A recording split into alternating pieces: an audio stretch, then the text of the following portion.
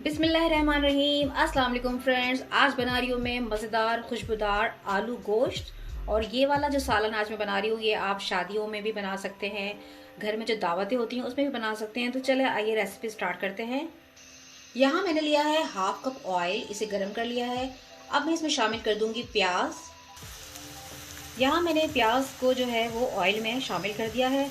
अब मुझे प्याज को पिंक कलर में लाना है और साथ में मैं यहाँ पे 1 टेबल स्पून देसी घी शामिल कर दूंगी, क्योंकि मुझे सालन को बनाना है खुशबूदार और जायकेदार।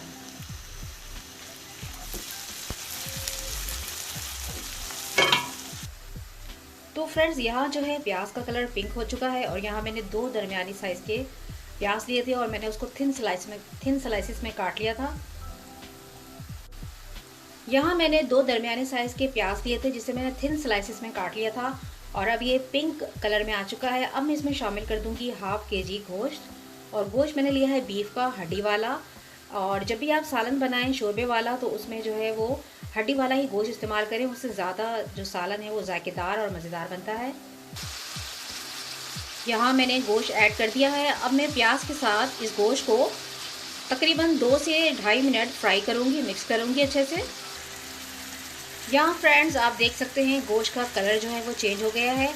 मैंने इसे 2 से 2.5 मिनट बड़े अच्छे से फ्राई किया है। अब हम इसमें शामिल कर देंगे ginger garlic paste 2 table spoon. अब फ्रेंड्स मैं इसको अच्छे से मिक्स करूँगी। तकरीबन 1 मिनट मैं इसे लहसुन अदरक के पेस्ट के साथ गोश्त को भूनूंगी, क्योंकि आपने अच्छे से जब तक आपने मसाले की गोश्त की भुनाई नहीं करेंगे तो आपका सालन मज़ेदार नहीं बनेगा। अच्छा जी, अब हम मसाले डालेंगे कुछ। तो मसालों में मेरे पास यहाँ पे है 1 टीस्पून भर के मैंने लिया है धनिया पाउडर, 1 टीस्पून मैंने लिया है यहाँ पे भर के लाल मिर्च पाउडर, 1 टीस्पून हल्दी पाउडर और हाफ टी स्पून यहाँ मैंने लिए कुटी लाल मिर्च। बाकी जो हम मसाले शामिल करेंगे वो हम गोश्त गलने के बाद ऐड करेंगे। तो अब हम मसाले ऐड करते हैं। बिस्मिल्लाहिर्रहमानिर्रहीम। यहाँ पे मैंने मसाले ऐड कर दिए हैं। अब मसालों को भी हम तकरीबन 1 से 1.5 मिनट भून लेंगे। यहाँ पे मसालों के साथ मैंने अच्छे से गोश्त को थोड़ी देर फ्राई कर लिया है, भून लिया है। अब मैं इसमें शामिल कर दूंगी गलने का पानी।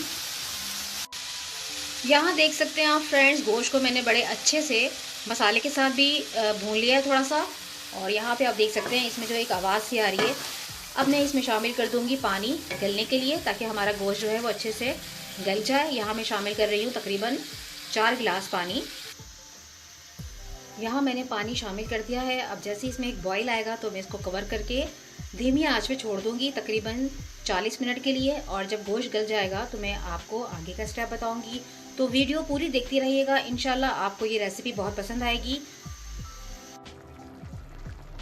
तो यहाँ आफ्टर 35 मिनट्स मैंने देखा कि गोश्त जो है वो तकरीबन गल चुका है। अब मैं इसमें शामिल करने लगी हूँ टमाटर। यहाँ मैंने 2 दरमियाने साइज़ के टमाटर लिए हैं और इनका छिलका रिमूव कर दिया है और इन्हें बारीक चॉप कर लिया है। अब मैं शामिल कर दूँगी इसको सालन के अंदर। इसे कुछ देर के लिए हम कवर करेंगे ताकि टमाटर सॉफ्ट हो जाए। जैसे ही टमाटर सॉफ्ट होंगे तो मैं इसकी बहुत अच्छी सी एक भुनाई कर लूँगी। यहाँ मेरे पास हैं कुछ मसाले जो कि हैं गरम मसाले। यहाँ मैंने लिए हैं 10 से 12 दाने काली मिर्च के। इस तरह से 2 दालचीनी के टुकड़े लिए हैं छोटे। ये मेरे पास है 10 से 11 अदद जो है मैंने सब्ज़ इलायची ली हैं, जिसके मैंने बीज निकाल लिए हैं। 4 अदद लौंग है मेरे पास। ये बड़ी इलायची है यहाँ पे मेरे पास, इसके मैंने दाने निकाल लिए हैं और ये मैंने 3 अदद ली हैं।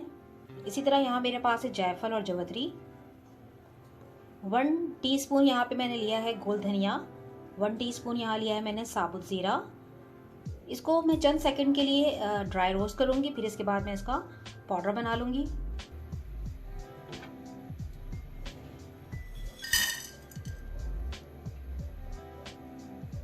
चंद सेकंड हम इसे पकाएंगे, हीट देंगे। मैं इसे इसलिए हीट दे रही हूँ थोड़ी सी, ताकि इसके जो अपने ऑयल्स हैं वो रिलीज़ हो जाए, फिर जायका भी बढ़ जाएगा और खाने का जो है वो मज़ा भी दुबाला हो जाएगा। यहाँ फ्रेंड आप देख सकते हैं मैंने मसाले को अच्छे से जो है वो पाउडर बना लिया है और बहुत ही ज़बरदस्त, बहुत ही अच्छी खुशबू आ रही है।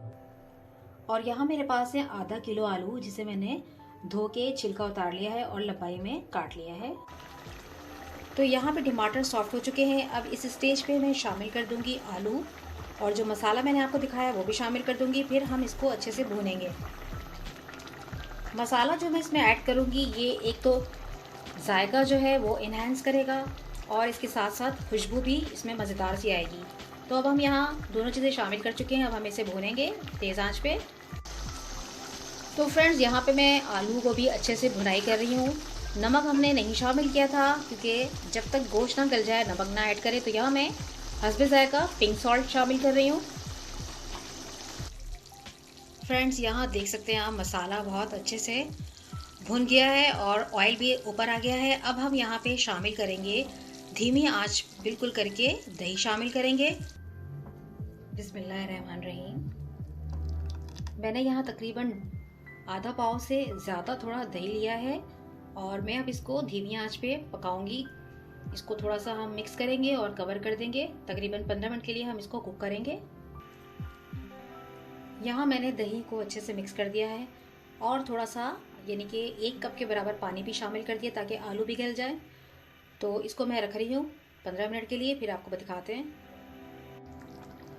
माशाल्लाह अल्हम्दुलिल्लाह बहुत ही मज़ेदार सा जो है वो आलू गोश्त का सालन जो है यहाँ पे वो रेडी हो रहा है। ये देखें आप, इसका शोरबा देखें, इसकी कंसिस्टेंसी इस तरह से है। अगर आप चाहें तो इसको मज़ीद गाढ़ा कर सकते हैं, और अगर आप चाहें कि शोरबे वाला सालन आपको चाहिए तो थोड़ा सा इसमें पानी ऐड करके इसको थोड़ी देर पका लीजिएगा।